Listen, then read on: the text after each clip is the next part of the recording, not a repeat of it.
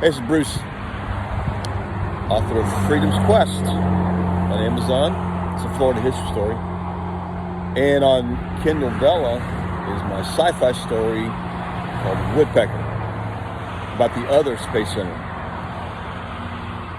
This is part of my continuing Lost History series at the Space Center. Lost History Tour.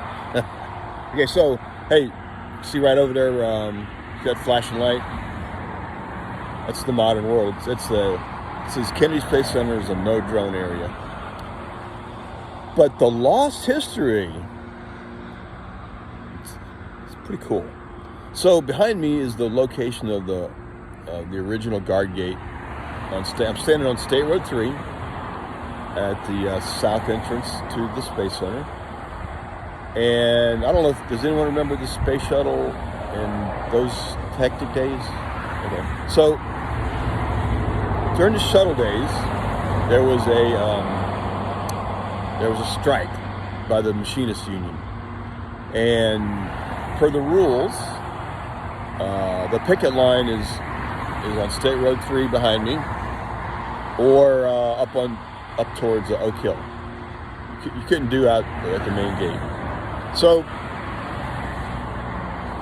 the machinist strike went on for a long time. It was sad. Those strikes were always sad. And one day our union, the comm union, said, "Why don't you guys go down after work and stand in line as in sympathetic picketers?" Okay. So I drive on down. I came on down here to this spot, and before I get into the wreck, I did notice that nobody on the picket line was smiling except for the few people that came from my department as volunteers, because we were still getting a paycheck. But so the wreck. So what happened is when I came down State Road 3, during the shuttle days there was roughly 15,000 people on Kennedy Space Center. And then when they leave work, they're all in a hurry. So here on State Road 3, they were doing about 60, 70 miles an hour to get home, or the bar, or whatever. Mistress, maybe. But the picket, what was happening was there was about 10% of the vehicles on that road were doing less than 30 miles an hour to support the strikers. Some even going slower. But in the other lane, they were doing 70. And they wanted home, or their mistress, whatever. As I got down here, I noticed that there was about 100 strikers, all waving signs, and they were slowly inching their way into the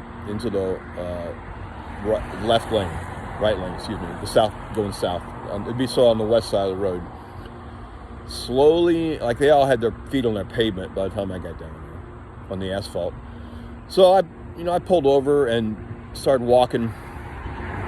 Had a sign. Started walking to where the picket line was, when there was a car wreck, and it sounded like this. I can't make that noise. There was tires squealing for roughly 300 yards, and then bang. I don't know if you remember the old classic training about driving, how long it takes for a vehicle to actually stop when you hit the brakes. Well, that 300 yards represented that vehicle trying to stop. So there was a pickup truck. It had a topper on it that was doing less than 30 miles an hour in support of the strikers, and then there was someone else doing 70 trying to leave. And the person doing 70 didn't see the slowdown and squealed his brakes, trying to stop the car wreck. So just as I got there, that those tires squealed the whole length of the picket line, and everybody on that line, easily 100 people, dove into the ditch. It was like a set of dominoes as people just dove, just as I was walking up. And then bang!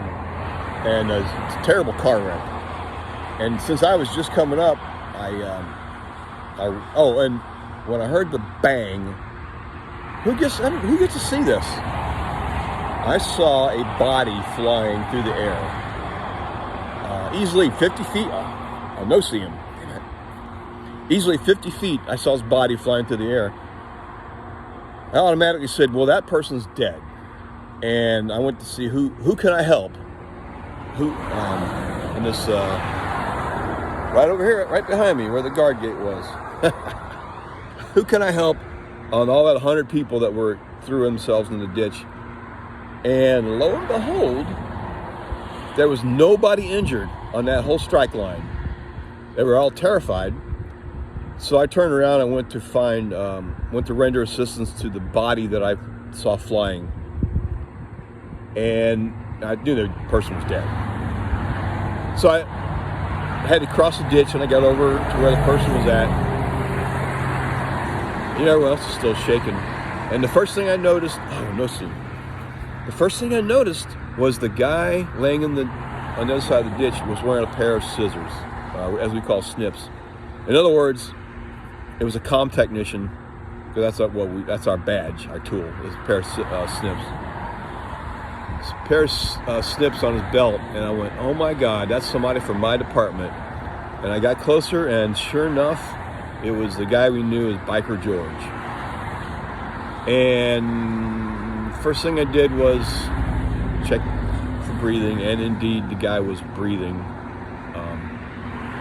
which was great, because I didn't want to give mouth to mouth on his big furry face, if you know what I mean. But so anyway, some other people came over to render help, and then we waited for the paramedics to arrive. It took a long time. I mean, their fire department's right there. We're just up the road. Anyway, just want to tell a quick story about the ending. And by the way, this is all in my upcoming book about Space Center technicians. It's called Total Internal Reflection. It's a fiber optic reference. But, on the picket line had been this lady in a bikini. It's a blonde lady waving the sign.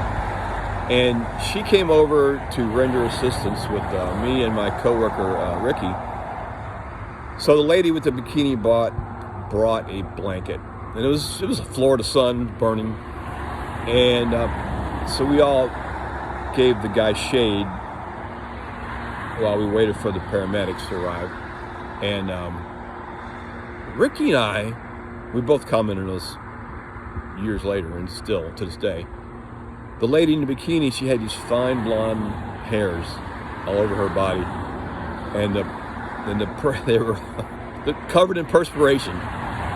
And so Ricky and I, as we were giving assistance to George, all we could do was stare at the little perspiration tricklets flowing down the very helpful lady's body.